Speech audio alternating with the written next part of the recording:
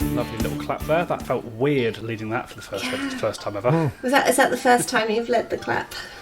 That is the first time that I've led it, Amy, because normally it is Stu.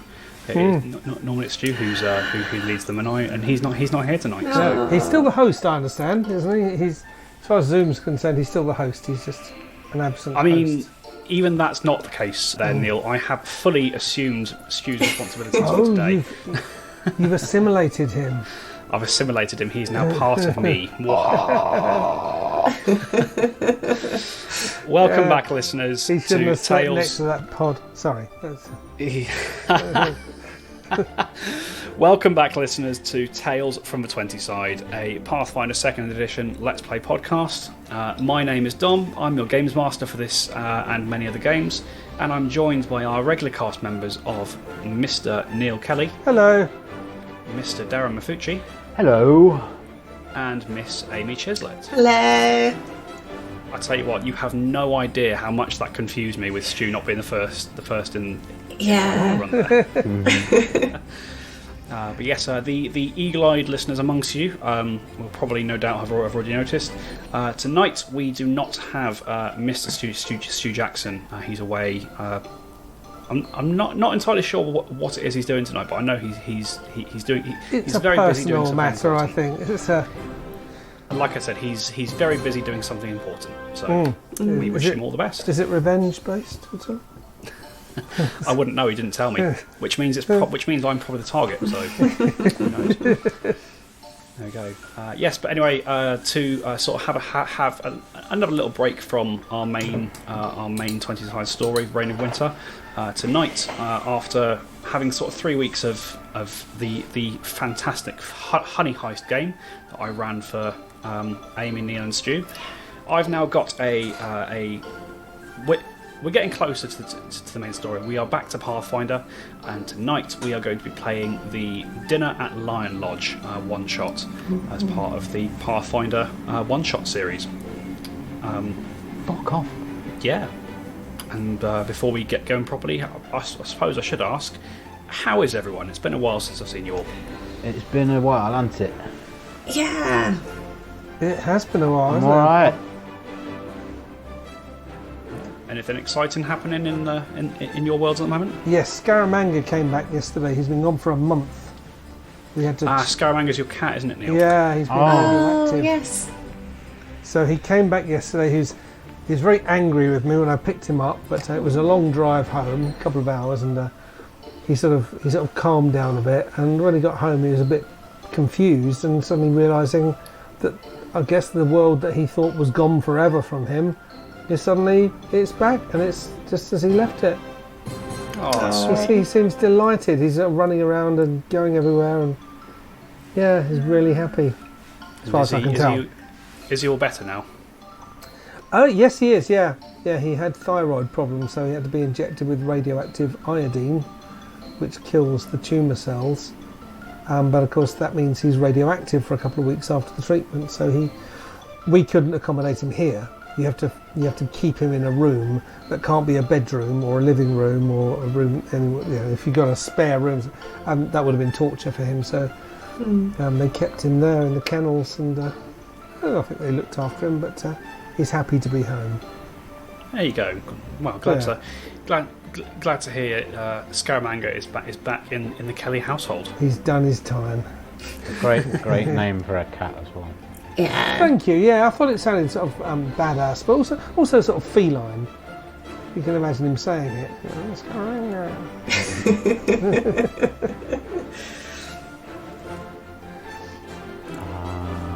I don't. I'm trying to think what I've been doing since we last did a podcast. But because it's been like, is it a month now? It's close to a month because we had obviously we've had 3 weeks worth of Honey Heist. So we recorded that on. Well, we must have recorded that like tail end of July. So yeah, easily must be sort of a month, maybe 5 weeks. Went up to Sheffield to do a bit of filming. I can't remember if I'd already done that. I think you'd mentioned that to us. I don't think that had been something that had been Oh yeah, that I couldn't do talked about. podcast because I was away. Yeah. Mm. I went up to Sheffield, That's did a spot of filming. I have been working out a lot, and I changed my diet. I wasn't taking particularly good care of myself or my diabetes, and so yeah, I've like dropped just over a stone in the last month. That's fantastic. I can do Well 10 pull-ups now without any. Hey. A month ago, I couldn't even do one. That's progress, man. That's really good. I was meaning to say, like, even though it's just through a tiny little screen, you are looking well, man. You're looking really good for yourself. Thank you. So yeah, I've been eating. I've been using this app that's like a mixture of psychology and you weigh in every day and record your calories and stuff. So I've been eating really well. But last night it was mine and my girlfriend's anniversary, so we went out for a curry, and I've not been having fun today. Like, it's been really painful and unpleasant. Was it a toilet paper in the fridge kind of night? Was it? No, it didn't sit very well. Like, I haven't had spicy food for a while. I haven't been eating bread. I made some pasta for the kids at work a few days ago, and I had like maybe 4 or 5 like forkfuls of pasta, and it just ruined me for the day. It felt like I'd swallowed a giant lead cannonball or something.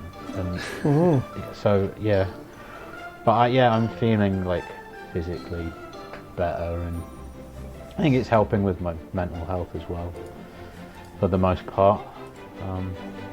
And I'm sticking with it. I've set myself like a target weight that I want to reach by a certain time, and it seems to be.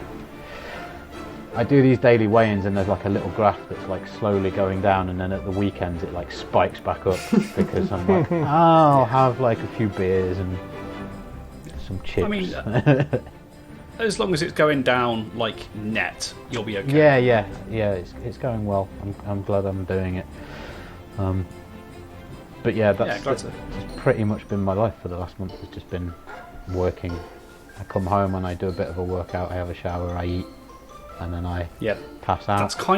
That's kind of become my life as well recently. Like, the most exciting thing I do at the moment is I go to work every day. Like that's it. We've fallen back into really bad habits, but oh well. What can you do, eh? And Amy, what's your world been like? I was going to say the most exciting thing I do is this. No, mine has been full of work and dust because they've been demolishing the house next door, and I accidentally left the windows open just a little bit, and then dust is everywhere now. I keep finding it like everywhere. It's really annoying. Apart from that, though, things have been good. I finished the first season of our Star Trek Adventures over on Steve's Twitch. Should shout out for that. Ooh, exciting. Yeah. What adventures have you been getting up to? Oh, so many adventures in space. We've gone far beyond where they should go normally. No, it's been good. It's been good. That's the rejected tagline for Star Trek. Yeah, this is why they don't employ me as a writer. Yeah, to boldly cross the line when there's a. Yeah. to tentatively step across the border. Yes. That's what we've been doing pretty much. Oh dear, fantastic. All right then, go on. I was just going to say I managed to finally get hold of a PlayStation 5. Oh yes. Which I've barely touched because it arrived on a Sunday late, and was like, well, plug it in and then go to bed and then because I've been working all week. But I'm excited about that. What are you playing first? Yeah. Probably Assassin's Creed Valhalla, because I had that on the PS4 Pro, but that went mental and just wouldn't run games anymore. It would fire up and sound like it was about to take off and then just shut down. So I've got the PS5 version of that, and I'd probably replay God of War. That's a good game. Yeah. Yeah, I think if I ever get hold of a PS5, one of the first things I would want to play on it is Ghost of Tsushima. I am going to pick that up on payday because I played through it on the PS4 Pro and it looked stunning on that, and I'm going to get the PS5 Director's Cut version when it comes out. I think. Chuck it on like a next gen console on a massive 4K TV, and that I can imagine that game being stunning. I do have a nice big 4K TV, but I am looking at getting a new one just to tie everything together nicely. I like the look of the Ambilight, the Philips ones. Oh yes, may I recommend to get those because they're so cool. Yeah, well they've just released the 806 model, which has the variable refresh rate and is set up for 4K gaming. So I might get one of them, and then I just need to get a reclining armchair, and I'm never leaving the house again. Living the dream. Yeah. That's it. Sounds amazing in any case. But speaking of never leaving the house again, no, that's so tenuous it doesn't even work. Speaking of gaming, thank you, Darren. Thank you. Are we all ready for a little Pathfinder adventure tonight? Oh, I think Yeah, so. just a little one. Yeah. Just a little one. Little 3 to 4 hours. Dip our toes There we go. All right, so as previously mentioned, tonight we are playing through Dinner at Lionlodge, which is a Pathfinder One-Shot released by Paizo. I think back in April now they released this little adventure. So the Pathfinder One-Shot series is it's a new product line that Paizo are doing, basically designed to be, as they might say on the tin, designed to be one-shots that you can get through in an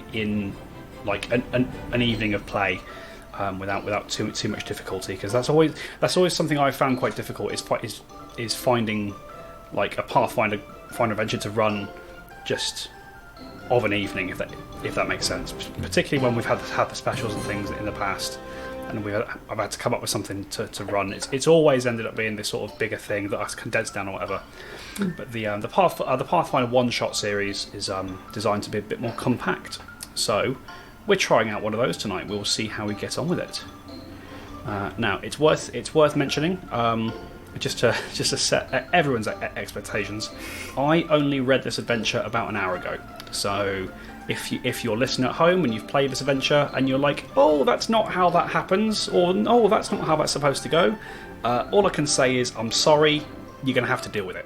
Enjoy your superior knowledge. Enjoy sneering at us as we fumble our way through this.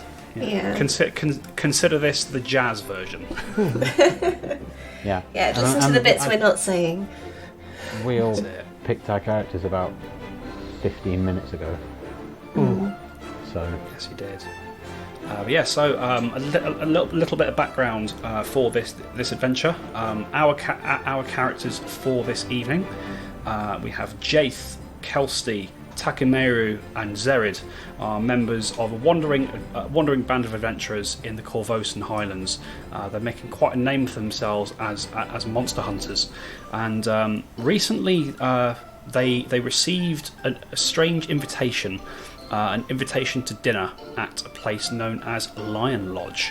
And kind of just before we get going with the adventure itself, why don't we take a second to go around the table and just talk a little bit about our characters, starting with yourself, Amy. You always pick me first. It's because you're on my left. You're the first person I see on Zoom. Yeah. Okay. So I'm Jaith. I think it's Jaith. I'm saying Jaith. It's my name. Of the Bendy Fingers. And I am some sort of lady-looking figure, but not really. There's something a little off with me. You won't really know until I start talking what's off with me.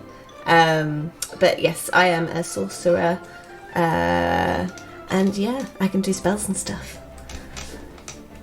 I can do spells, me. Yeah, I hope so. Anyway, we'll see.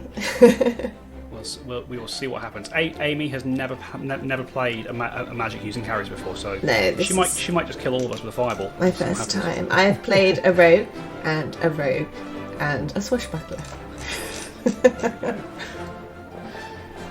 This is just my way of making sure you don't get typecast, Amy. That's all it is. I see.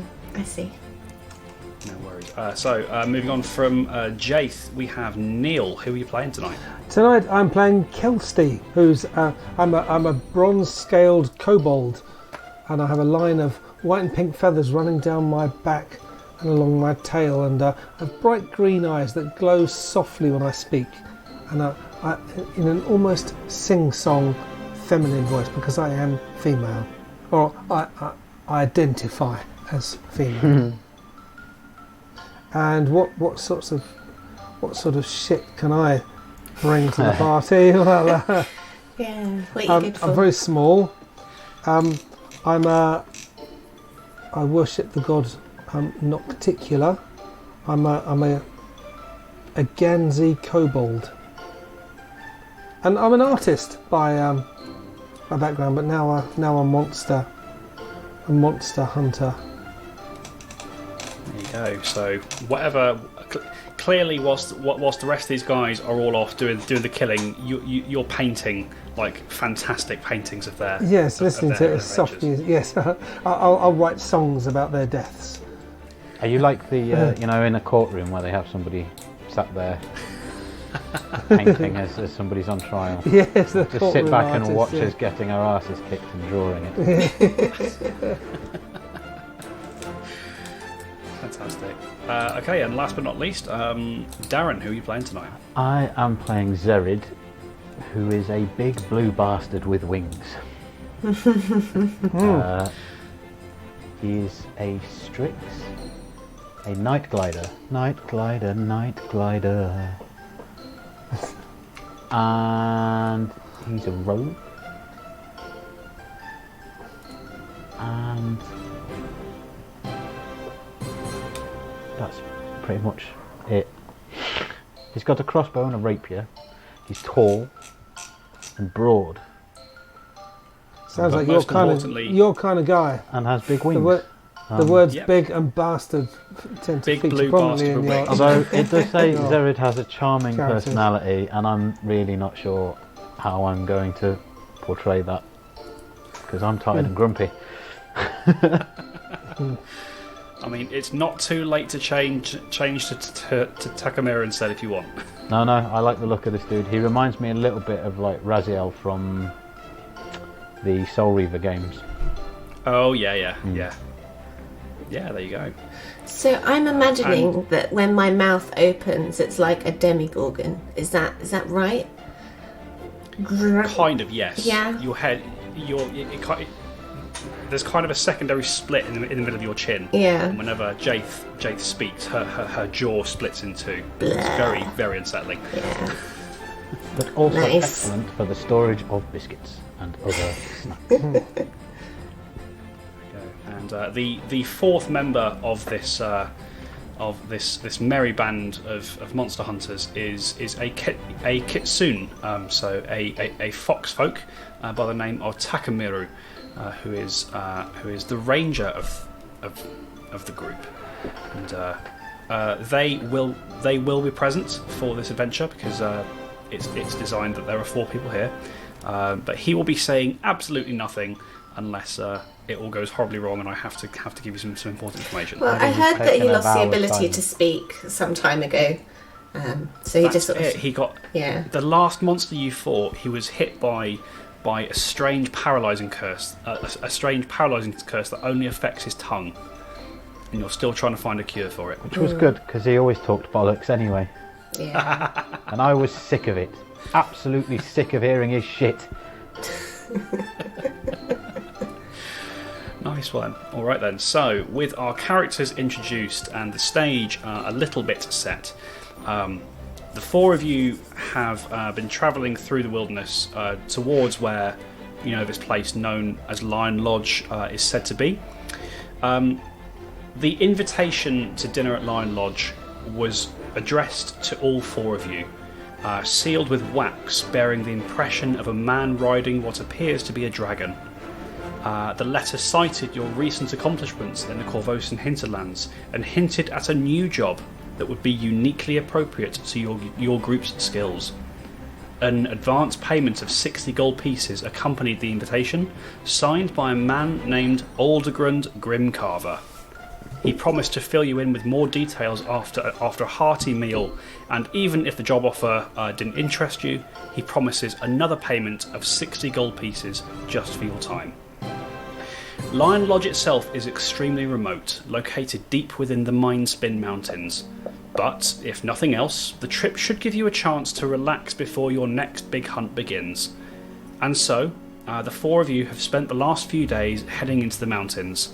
The sun will set soon, but Lion Lodge has just come into view around a bend in the road. Hopefully dinner lives up to the anticipation. Adventurers, what would you like to do? Eat dinner. Well, press on, I guess. Let's go and have some dinner. There's no reason to... Anyone's senses tingling with danger? Do we need to... I think my elbow tendrils are okay. Your elbow tendrils are okay. What a sentence. I have elbow tendrils. What can I do? There's nothing... Are we arriving on our own? Is there anybody else? No, it is just the four of you that are it's just the four of you that seem to be on their way to dinner here. As you guys are continuing up the path, Takamira pipes up. He seems to have been pondering to himself for a second. The paralysing curse on his tongue lifts for just a moment, and he's able to speak. As he says, "I've heard rumours about Lion Lodge. It's a relatively new hunting place. Its proprietors only invited a few groups of guests to visit it previously. It's built into the side of a cliff, as you can see, and is of dwarven architecture, which means there's probably more to it than what we see above the ground. I'm most curious to see if it's got the same classic architectural elements as present in this lodge. Yes, that's it. My tongue! As his tongue seizes up again. Is Oh that my it? God. Have you finished talking now? I see why you don't like him. Proper arsehole, isn't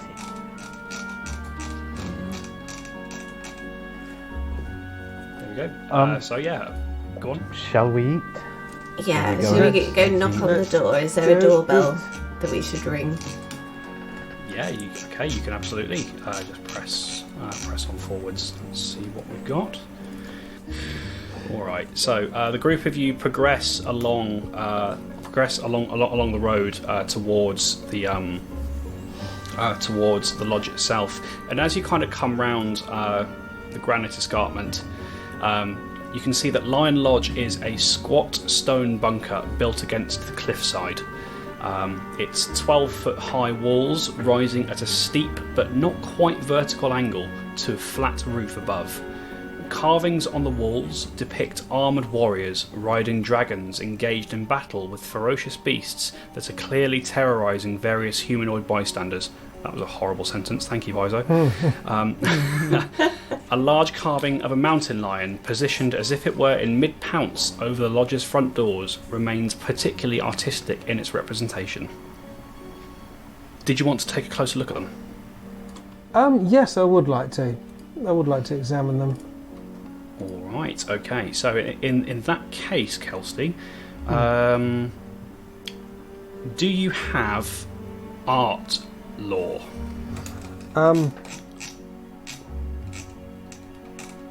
I do. Okay. In that case, you can roll an art lore check for me. Right. Art law check, and I've thrown a natural 20, and my art law modification is +6 because my skill mod is 6, so 26. That's fantastic. So yeah, you even with just a casual glance over this fresco, Kelsey, you notice that this is not the original artwork. This artwork has been changed at some point in the past. You can't really see what it was meant to be before that, but you can definitely, and you can't see when it was changed, but you can definitely see that this is not the original carving. And I tell you what, as part of that, because you had your critical success there, you can also give me a perception check. Perception. Mm-hmm. How perceptive am I? So what is perception? Is it? Not very perceptive at all. Oh yeah, +10, so 28. 28. Oh, fantastic. Well, I'm doing really well now when I'm looking at a piece of art. Wait till we start once we're confronted with some monstrous being, then I'll be throwing 1s and 2s. Yeah, 28. Okay, so Kelsey, as you're looking over these carvings, and you do notice that they have been changed at some point in the past. You sort of glance over the rest of it, and you notice that the carvings themselves are they're a bit awkward. And as you take a second to look at it now, it looks almost like the armoured riders, not just the beasts, are hunting the humanoid bystanders. This has taken an altogether more sinister turn.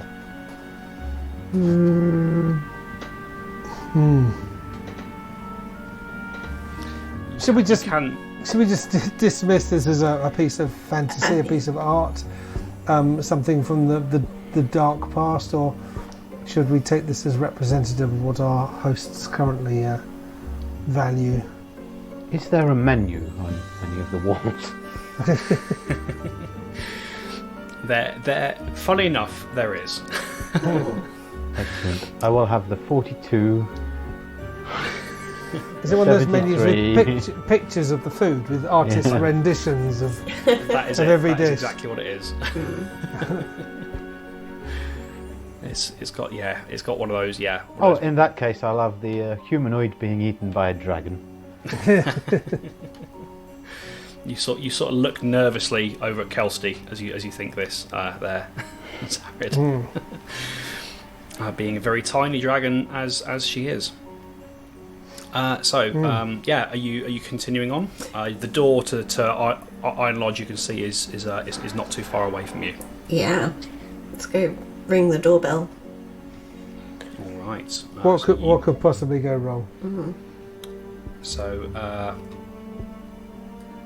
Jaith, you do indeed see that there is what looks to be a long bell pull rope sort of hanging from one side of the stone doors themselves. And as you sort of move towards the bell to ring it, you actually notice that even before you can get to the door itself to ring the bell or anything, the stone doors swing open. They swing open outwards, and stepping through, you see a pair of serious-looking dwarf men who, at first appearance, they could be twins. They've both got the same sort of colour hair. They're both the same height. Both the same fiery mane running down their backs. And one of them says to you, "You're just in time for dinner. I hope the trip up the mountainside wasn't too strenuous." Oh, they seem very polite. Thank you, that's very kind of you.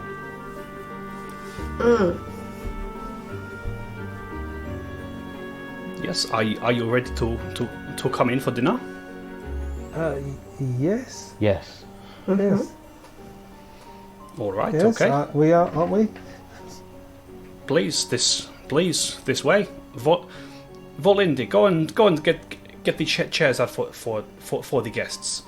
And the other dwarf sort of disappears inside, and you can hear the sound of wood being scraped against stone.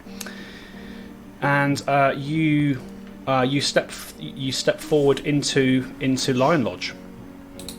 And as you step into the main dining chamber, you find the room ahead of you to be warm and inviting. The large stone dining hall has a 25-foot long wooden table in the centre, surrounded by high-backed chairs. Along the walls there are shelves displaying all sorts of small taxidermic animal trophies, whilst larger mounted beasts, 2 standing bears, a wolf, some heads of elk and other mountain animals have been placed along the walls. The most impressive feature in the room stands in the northwest, where a massive stone dragon doubles as an ornate fireplace, giving the room a pleasant glow. Several stone doors have been placed in the walls to the north and the south. So is the fireplace actually the dragon's mouth? Yes, it's like it's like the dragon itself has kind of curled up and curled back round. It's got its wings sort of flushed out, and its mouth is open to form the fireplace. I like that. I like that very much. Very creative. I wonder how much something like that costs.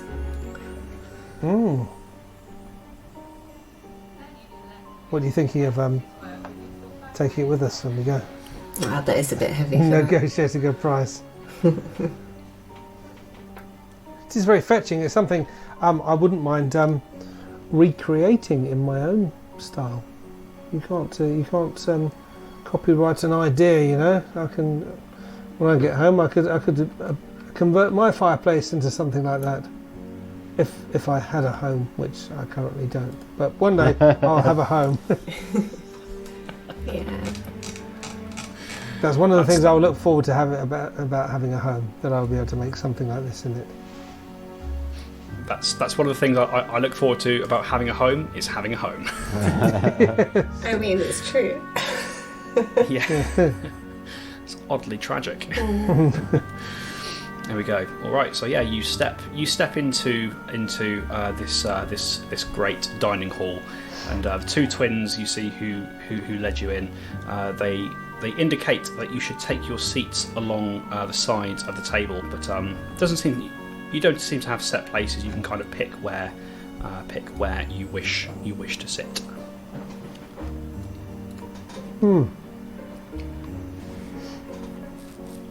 Well, I'm not going to sit at the head of the table, but I'll sit up near the head, because I suppose our host will be taking the head of the table. I would imagine so. Let's sit uncomfortably close. Yes, let's crowd his personal space. You sit uncomfortably close to the head of the table. Also, start cracking my knuckles with my bendy fingers. Bendy fingers. Oh my god! I forgot. I feel like we should talk about this a bit. So Amy is playing a flesh warp tonight. It's a kind of a really weird, wibbly wobbly, fleshy weshy thing. But basically, a flesh warp is a blob of flesh that has been given life through magic. Very weird, very alien. And as we discovered earlier on, whilst these guys were picking their characters, Jaith has bendy fingers, which go both ways. Yeah. That's my So they party can't. So skill. if you're ever being tortured, that thing about bending your fingers back won't work. Doesn't work on me. That's quite an advantage, I think. I was blessed with the bendy fingers. Tell us everything you know, or we will straighten your fingers. No, not the straight fingers. You can straighten these fingers. Alright, so you take your seats uncomfortably close to the head of the table, sort of occupying the four seats nearest. And kind of as you sit down, you see the 2 dwarven twins head back to the stone doors of the lodge, and they pull them closed behind you, just to stop the chill from blowing in. And no sooner have they done so than you hear one of the wooden doors to the southeast, actually just behind where you're sat, Jace. You hear the door creak open, and you see, stepping through it, you see another dwarf. This one looks a bit different to the others. He's a bit shorter, a bit stockier. Still got the same sort of flame red hair and beard. You get the sense that they might all be related to each other. And you can see that he steps from the southwestern door and sort of says, "Welcome. My name is Aldergrund Grimcarver, and it is my honour to accept you to my lodge as honoured guests. Thank you so much for accepting my invitation." Oh, thank you for inviting us. That's Mr. Grimcarver. That's quite all right. Now you see, obviously, once the meal is done, regardless of whether you wish to take my job offer or not, it'll be far too late for you to head back down the mountain. So I've had rooms prepared in the lodge for you. You can stay here the evening, eat, drink, be merry, whatever you wish to do. And at some point we can talk a little business, eh? I thought we were just coming for dinner. Well, that sounds good to me. No, my dear. You are coming for dinner, yes. But also, I said in my invitation, I have a job offer for you. You see, tomorrow morning, I will be embarking on a grand hunt amid these mountain wilderness, and I would be honoured to have such esteemed hunters as yourselves join me on such a marvellous quest. But first, we will talk more of this later. First, we eat.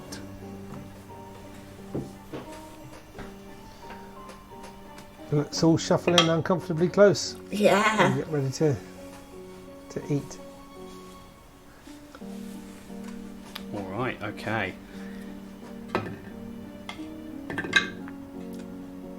Okay. So he sort of claps his hands, sort of takes his seat at the table, and you see the two dwarven twins who had initially greeted you to Lion Lodge. They disappear. They disappear out into a door to the north, which you assume to be a kitchen, as you get sort of a waft of sort of nice smelling meats and spices come drifting out from this door. And a few moments later, they begin bringing plates of food out to all of you, and soon this table is covered in just an absolute smorgasbord of food. There are meats, there are breads, there are cheeses, there are sort of salads for those who are less meat inclined, goblets of wine, tankards of beer, all very extravagant and beautiful, laid out before you. Genuinely making me quite hungry. Maybe that was the real plan all along. There we go. And as they begin sort of bringing all of these things out, Aldergrund sort of turns to you all and he says, "So, if I am to be hunting with you in the morning, I know a little of your reputation, but please, won't you indulge an old hunter with some stories? Tell me of your most recent hunt." Most recent hunt? Well,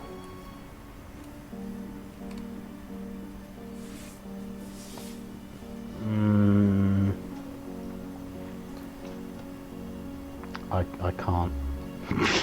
Well, mine was a bit of my most recent experience when my patron was eaten by an owl bear. The patron was eaten by an owl bear. That's horrific. Tell me, did you hunt the beast down? No, I didn't, but I've sworn that one day I will. Ah, so your most recent hunt is an ongoing hunt, I see. It is, yes. I was accompanying a priestess as her acolyte. But yes, the owlbear got her before my lessons had really got going. So. Well, I'm so sorry for your loss there, Kelsey, wasn't it? Yes, I'm less interested in getting revenge on an owlbear because an owlbear was just doing what owlbears do. I'm more interested in representing this event in art by creating my masterpiece of my patron, the priestess, being eaten by an owlbear. Really? That's morbid, and I love it. Tell me more about your masterpiece. Well, I'm not quite. I was very inspired by your fireplace, the dragon fireplace. So I think my masterpiece, it will be a sculpture rather than a painting, and I think it will have some utility as well. But I can't think what yet. What purpose it could serve. Maybe have like a notch on it so you could open cans or bottles. I was thinking of something a bit bigger than. No, just like. Never mind. Oh, that could be one of the perhaps one of the owl bear's ears could be a can opener. Yes, I like a bottle opener. And the other one, and perhaps one of the talons could be a corkscrew. I like it. That's creative, and both creative and practical. Well, yes, but you must excuse me for not really having gathered my thoughts on this, because I was thinking of representing it as a painting, but having seen your dragon fireplace, I'm thinking it all anew. So, yes, well, that is the legacy of the Grim Carver family. We move lesser peoples to great feats of genius. I feel like by our existence. I feel I have already been rewarded for my visit here. In that respect. Of course. And as promised, you shall be rewarded once again, as I say. In a more literal sense. Yes, in a more literal sense, as you say. What about the rest of you? What big things have you killed recently? I recently slayed a sect of devil worshippers. I slit their throats really? whilst they were sleeping. Not while they were worshipping the devil, but. No, I waited until they'd done the worshipping. How curious. Devil worshipping does involve a lot of drinking and sexual activity, so it is a bit tiring. You do have a good sleep. I watched for quite a while. Yeah, so you have to. The true I observed their habits. That the true hunter has infinite patience. Yes, you must watch your prey for a long time until prey is at its lowest ebb. Mind you, were you ever tempted to maybe just say, sod it, I think I might become a devil worshipper as well, because it looks quite good fun. Well, I wouldn't recommend it. This one here he'll kill you. What won't you, Zerid? Yes, fantastic devil worshippers, eh? Where on Galarin did you come across those? I hope it was nowhere near here. No, it was nowhere near here. Very well. At least we don't have that kind of trouble in here, I suppose. That's very reassuring. That's good to hear. And you, my dear, with the strange, unsettling face. Bendy face. What have you been hunting recently?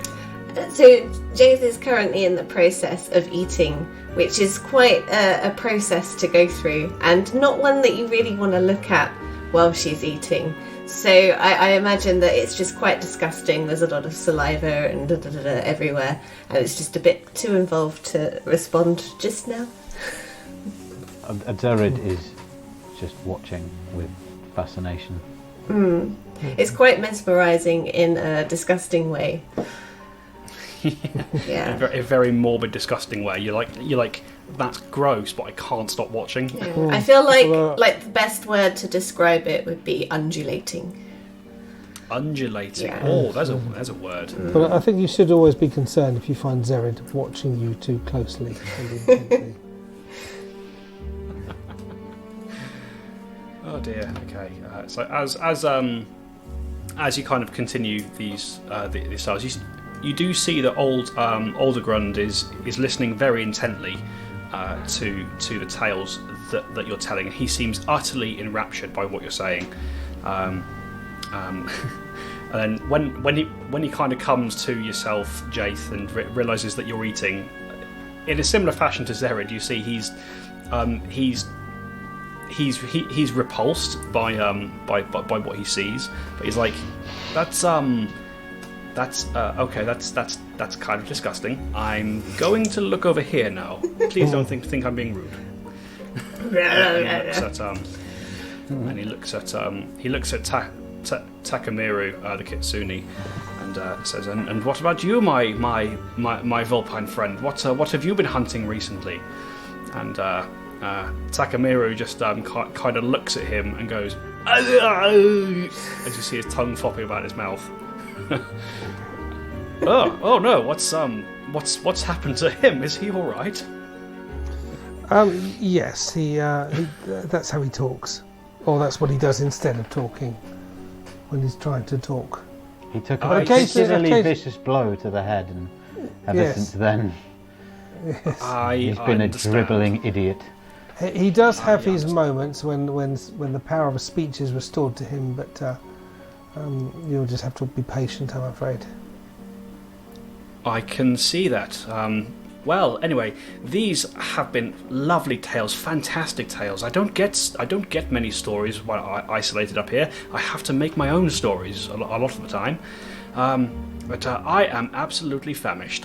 Let's all have ourselves some dinner if you haven't already. It's time for the main course. And he claps his hands once again, and you see the two dwarven twins sort of bustle back into the kitchen.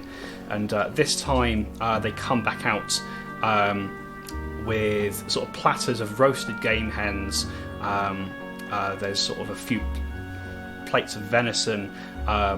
There's at least two large platters of forest greens and stewed berries, and another large mug of ale to all of you.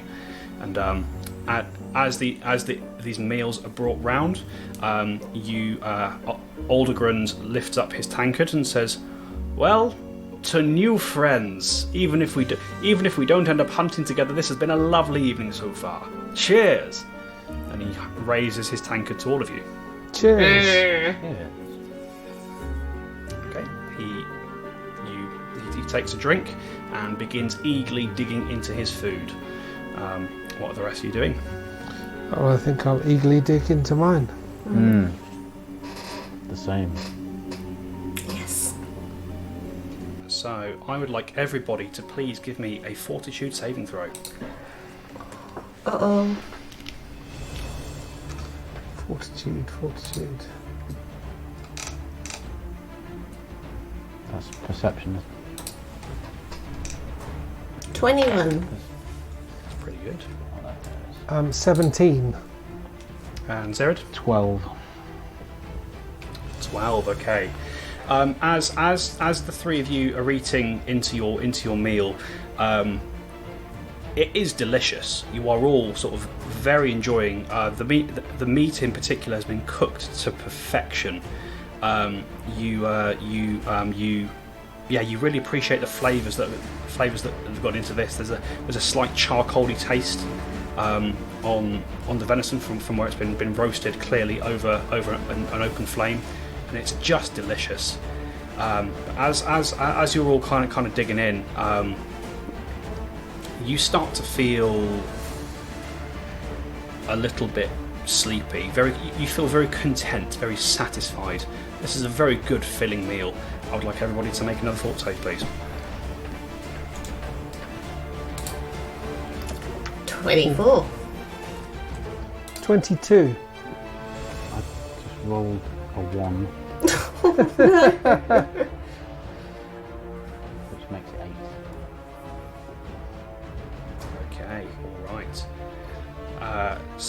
no. Jaith and I've forgotten your character's name, Neil. Kelsey. Kethis? Kelsey, thank you. It was like my mind went completely Kelsey drama. Kelsey. So the two of you do start. You continue eating your meal. Very much enjoying it. And you feel this sort of sense of drowsiness, this contentness washing over you.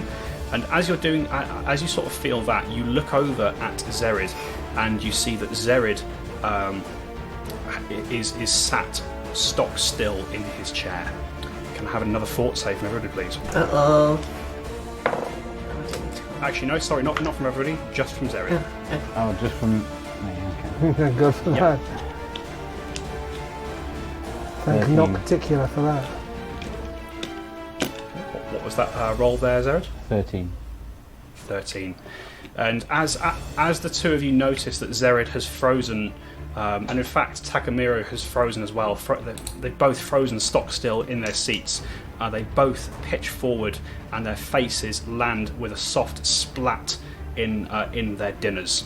And that is where we're going to end for this session, folks.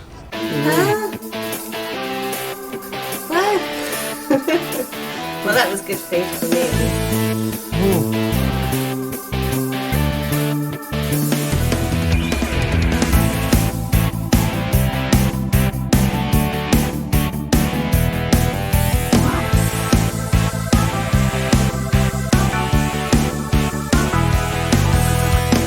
Tales from the 20 Side is a Fiegel Films production in association with Juicy Falls. Music by Nazar Ryback from hooksounds.com. Find us on Facebook, Twitter and Discord by searching for Tales from the 20 Side or by visiting talesfromthe20side.com.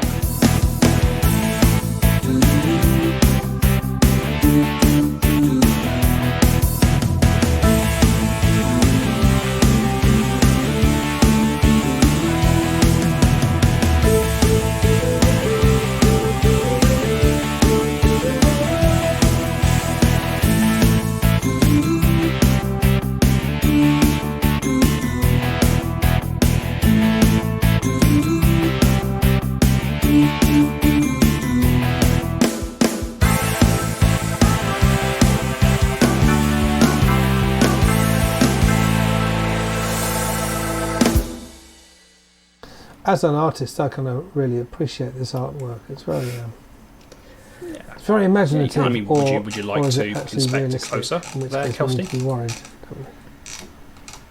Oh. And I think I'm on my own frozen. now. Oh no! Everybody's frozen. So it begins. So it begins. Or is it me? Well, that was a fun game, everybody. Yeah. We'll put They this out all as a had good roll. lemonade. The end.